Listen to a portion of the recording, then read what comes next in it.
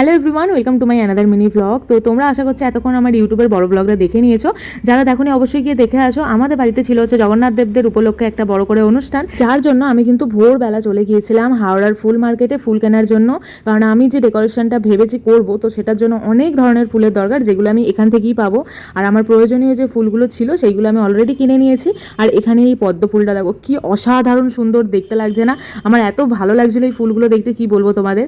যাই হোক, চলো এবার বাড়ি ফেরা যাক। আর এদিকে বৃষ্টি হচ্ছে, দেখো এত বৃষ্টি হচ্ছে, আমি শুধু ভাবছি সারাদিন যেন না এই বৃষ্টিটা হয়। কারণ বুঝতেই পারছো বাড়িতে এত বড় একটা অনুষ্ঠান, অনেক লোকজন আসবে, তো যদি সারাদিন ধরে এরকম বৃষ্টি হয় পুরো ব্যাপারটাই খুব খারাপ হয়ে যাবে। যাই হোক, তো বাড়িতে এসে আমি তোমাদের সাথে এই ফুলগুলোকে শেয়ার করছিলাম। অবশ্য আমার বড় ব্লগে সব ডিটেলস শেয়ার করা আছে, তোমরা অবশ্যই কিন্তু বড় ব্লগটা দেখো। অনেক মজার মজার জিনিস আছে, অনেক কিছু শেয়ার করেছি আমি এই ব্লগেতে। আর নেক্সট শর্ট ভিডিওতে তোমাদের সাথে শেয়ার করবো আমি ভগবানের জায়গাটা কিভাবে ডেকোরেশন করেছি। চলো তাহলে দেখা হবে আবার একটা নেক্সট ভিডিওতে। টাটা।